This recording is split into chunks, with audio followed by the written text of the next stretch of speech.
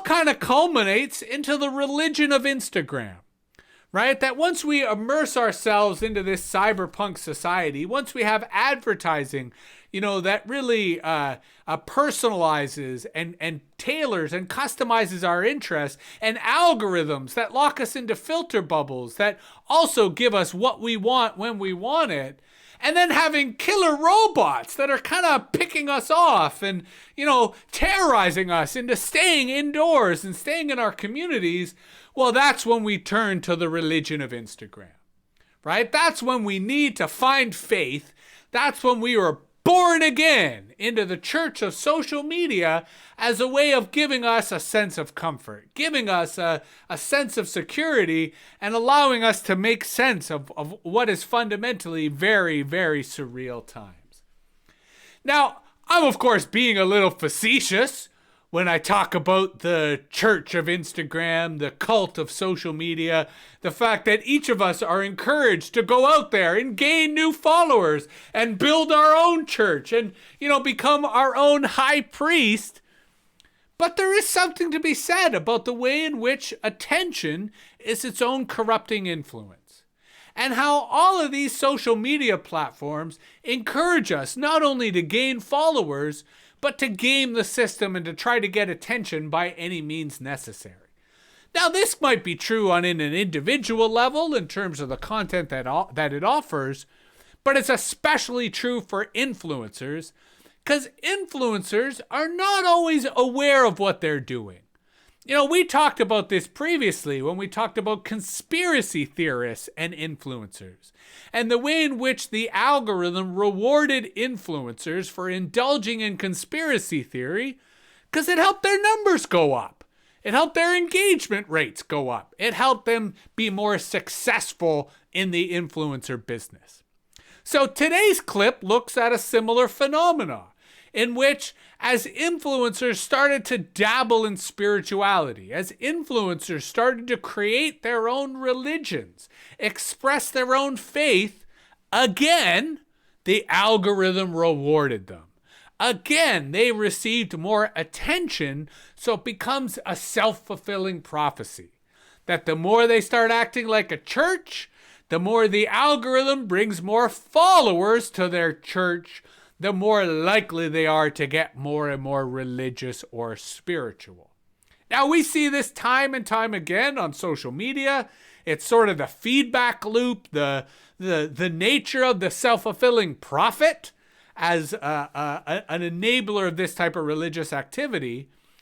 And this was an interesting opinion piece from the New York Times called "The Empty Religions of Instagram," with the subhead, "How did influencers become our moral authorities?"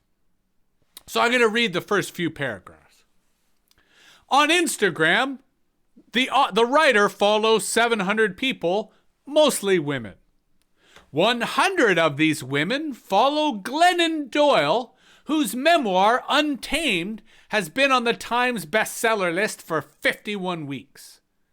Fans of Ms. Doyle's gospel, an accessible combination of self-care, activism, and tongue-in-cheek Christianity, can worship at any time of day or night at the eclectic church of her Instagram feed. By replacing the rigid dogma of religion with the confessional lingua franca of social media, Ms. Doyle has become a charismatic preacher for women who aren't even religious. Or I would put, who don't realize that they're religious. 22% of millennials are not affiliated with a specific religion. They are known as religion nuns. The Pew Research Center found that the number of nuns in the population as a whole increased 9% from 2009 to 2019, and the main reasons that nuns are unaffiliated are that they question religious teachings or they don't like the church's stance on social issues. But are they truly non-religious? Or are our belief systems too bespoke to appear on a list of major religions in a Pew phone survey? And I think as a clip, this raises a really interesting issue. Now, I often like to joke that we can try to escape religion, but religion doesn't care. Because in the end, we're still going to have beliefs. We're still going to have things that we choose to believe in or that we choose to have faith in. That could be science, right? It doesn't have to be something as ludicrous as God. One could have a belief or faith in science.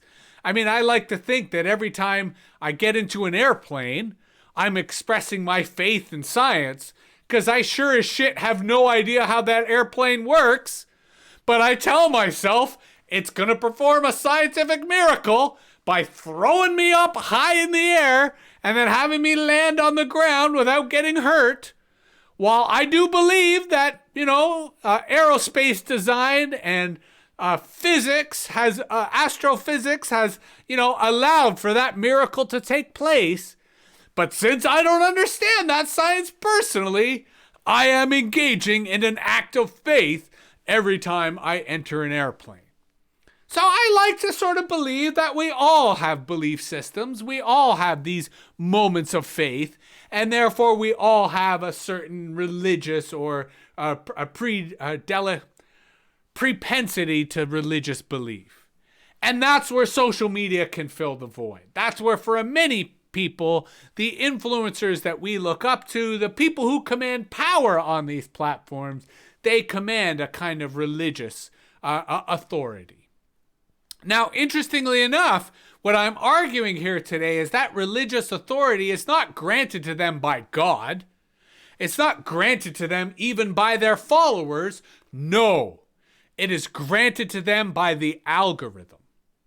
That the algorithm is the dancing partner for most influencers. It's the algorithm that the influencer is interacting with as a means of trying to become popular, as a means of trying to make money, build a business, right? Create entertainment, create content. And they unconsciously respond to that algorithm in a way that then trains them to basically be a prophet, a self-fulfilling prophet, but a prophet nonetheless.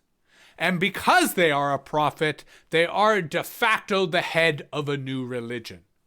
Now, that could be a playful religion, that could be a sacred religion, or it could be, a religion that's sort of somewhere in between, that doesn't take itself too seriously, but still provides people with a sense of purpose, a sense of belonging, and a sense of morality. So I raise this kind of tongue-in-cheek. I raise this because, of course, I am very critical of influencers, and I'm critical of the way in which algorithms kind of choose who gets to be popular and who isn't. But at the same time, I think it's okay that we're starting to see these micro-religions or these micro-prophets start to become popular.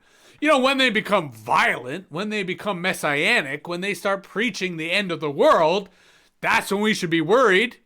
That's when we got the signs of a dystopia on our hands. But when they're playful, when they foster community, I think they're reasonable. But the moral here, the insight that I want to leave you with is the role that the algorithm plays in the church. Because I think the long-term trend is not that we each have our own religion. It's not even that we each have our own community, but it's that we start worshiping the algorithm. That it starts becoming the church of the algorithm, right? The faith of the algorithm. Hey, even the cult of the algorithm. I mean, that's kind of why I like the kind of ELB mantra of not a bot, right? And that we emphasize the human side of all of this. But I think it's also, when we look at influencers, we should see the algorithm behind them. That one of the tropes, one of the APTs that we'll take moving forward here in the Cyberpunk Now show is that influencers don't have the agency or autonomy that we might think. That instead, influencers are just creatures of the algorithm. And if the algorithm decides to shadow ban them, if the algorithm decides to censor them, that's it. The influencer's out of business.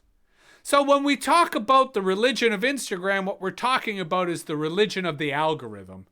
And it's a reminder that we need to be critical of the algorithm and therefore critical of not just the religion of Instagram, but the church of the algorithm as a greater whole.